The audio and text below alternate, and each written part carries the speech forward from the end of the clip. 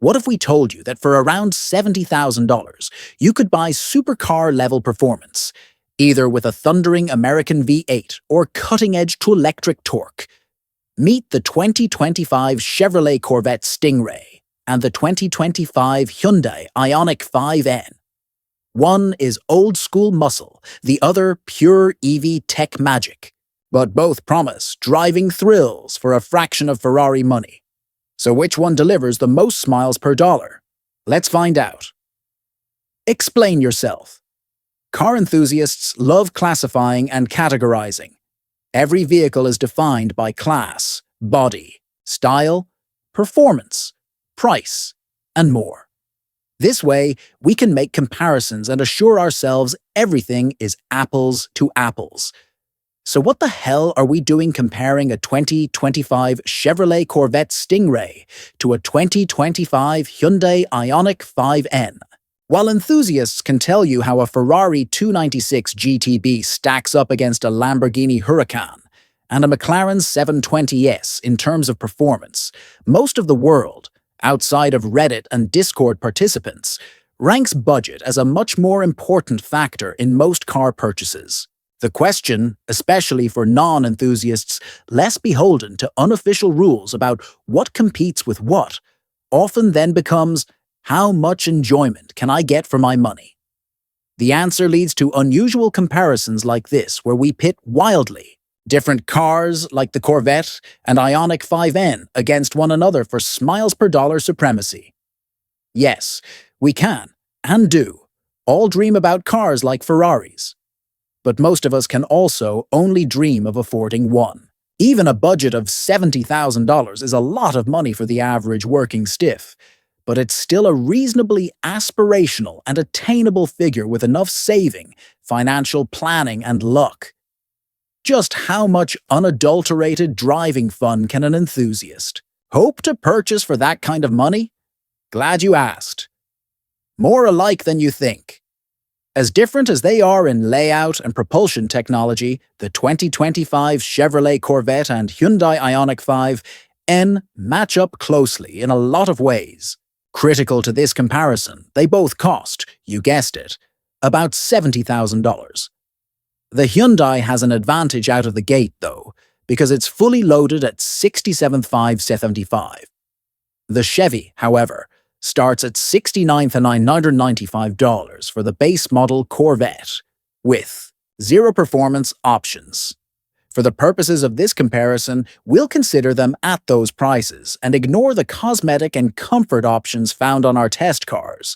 Full transparency. The Hyundai has an optional paint color and carpeted floor mats for an as-tested price of $68,250, while the Chevy has the 2LT package and optional wheels, pushing the as-tested price to $78,090. There are other similarities between the two. Despite their completely different shapes, the all-electric Hyundai is only 3.3 inches longer, and the cars are effectively the same width, and each will accommodate 2 sets of golf clubs. Then, consider their weight-to-power ratios.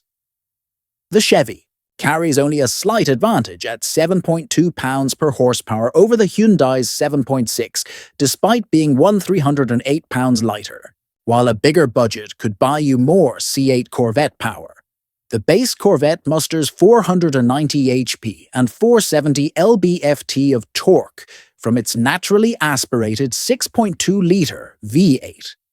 The 5N's dual electric motors, meanwhile, are good for a combined 641 HP and 568 lb-ft, though they have to move a notably heavier car.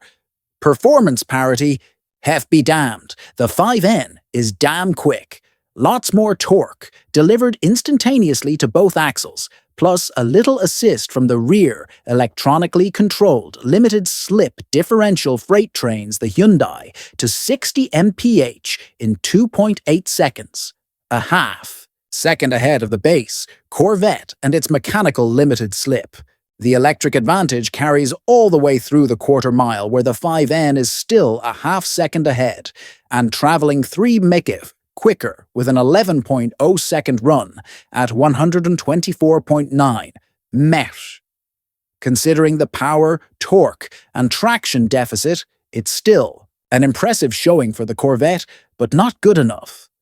Nor is the Chevy's braking performance. A 104-foot stop from 60 mph is good, particularly for the basic brake package. The Hyundai's big brakes, though, halt the heavier car in just 102 feet. The Corvette claws back some lost ground in our handling tests, putting up 0.95 average lateral G on the skid pad versus the 5N's 0.96.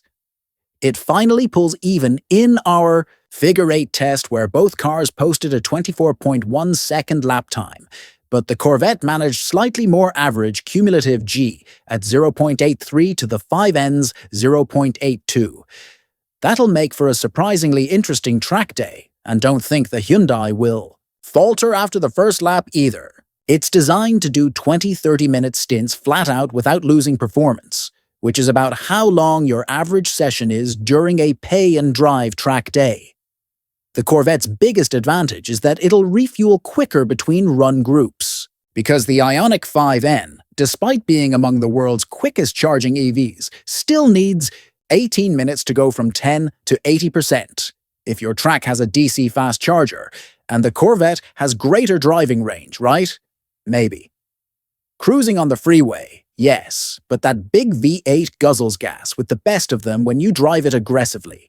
Indeed, you can easily cut its range in half with hard driving like we did, and while the 5N loses range when driven hard too, the impact isn't as dramatic. The Corvette will still go farther on a single tank, but it's nowhere near the 59% advantage it appears to be on paper, the fun factor. The amount of fun you'll have with one tank or charge is what we're really after here. So let's get down to it. The Corvette Stingray may look disadvantaged based on the numbers, but if you haven't driven a base Vette lately, you really should. Chevy always sends us the fastest, most powerful models to test, so even we forget sometimes just how damn good the base car is. Even without the optional electronically controlled differential or the trick magnetic shocks or the big brakes or anything else, the Corvette rips down a mountain road with a fluidity and deftness many sports cars can't match. The standard brakes might not be ideal for track work, but they take care of business everywhere else. Forget what the numbers say. The lighter. Vette feels like it stops harder in the real world, and that's a crucial factor for driver confidence. You don't need to pull the shift paddles to feel in control, but it doesn't hurt.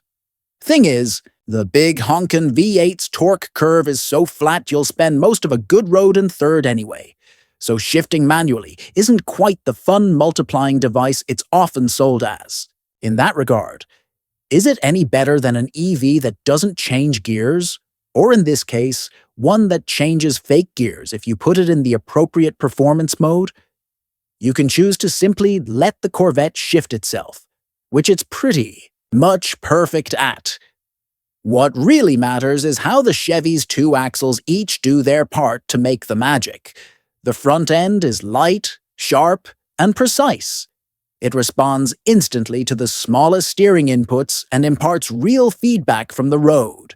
The rear end does its part by shifting weight onto the drive wheels and powering out of corners with every bit of its torque. Yes, a properly equipped Z51 would put up better numbers on a track, but roads aren't tracks, and the base Corvette feels just as good under the limit.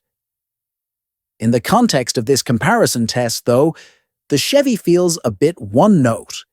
It's beautiful. Music, to be sure, but there are no surprises, no hidden talents, or one more things. If you want what it's selling, you'll be thrilled, but asking any more of it requires spending more money up front on the order sheet. Then there's the Ioniq 5N. There are half a dozen different ways you can drive this car, and every one of them is fun in its own way. You can drive it with or without regenerative braking, which completely changes how and when you use the brake pedal, not to mention how you balance the car in every phase of a corner. You can drive it without manual gear changes, created via software that mimics a dual-clutch transmission, which also lets you play with weight balance, as well as torque application, before, during, and exiting a corner. You can drive it with or without simulated engine noises. There are 3 to choose from, which not only induce giggles, but also give you audible feedback about the power you command at any given moment. You can drive it with or without using the NGB N-Grin Boost steering wheel button that gives you an extra 30 HP for 10 seconds at a time.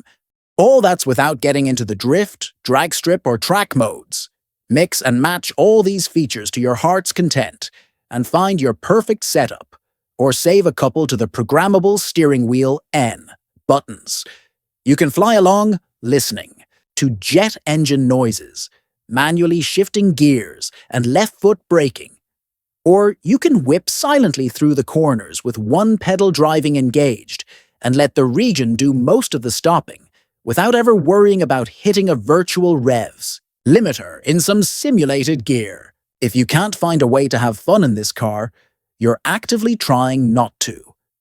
Beyond the gimmicks, which totally deliver, the massively fun 5N is also a fundamentally good sports car. Its inherently low center of gravity makes all its weight feel more like the car is solid and planted than it is heavy. As good as big displacement V8 torque is, electric motor torque is even better, and a well-tuned all-wheel drive system like this has the front end pulling the car around and out of a corner as much as the rear end pushes it. There's no ignoring the 5N's quieter number steering though. It's excellent when considered on its own, but after driving the Corvette, you very much notice the Hyundai's duller responses and feedback as it wrangles all the extra weight. The upright driving position and the car's high cowl feel decidedly less sporty than the Corvette's laid-out supercar seating. And having to dig through 3 different performance screens and several menus to adjust all those modes and settings is straight-up obnoxious, especially while driving. Spend wisely. The fact you can get a mid-engine V8 supercar fighter for just 70 grand is the performance bargain of the century, if not for the 80s-tastic electric car sitting next to it. The Corvette, even bereft of its performance parts and trims, is the ultimate expression of traditional cheapish speed. For a little less money, though, you can get a modern interpretation of the same fundamental idea that's superior in nearly every objective metric and introduces entirely new ways to make driving fun. The 2025 Hyundai Ioniq 5N is the future of attainable performance, and you can have it right now. So, what's your flavor of speed? The classic roar of a V8 mid-engine legend or the instant torque and trick tech of the electric future? Whether you're Team Corvette or Team Ioniq 5N, one thing is clear. Performance has never been this exciting or accessible. Tell us in the comments which one you'd take home, and don't forget to like, subscribe, and hit that bell for more head-to-head car comparisons.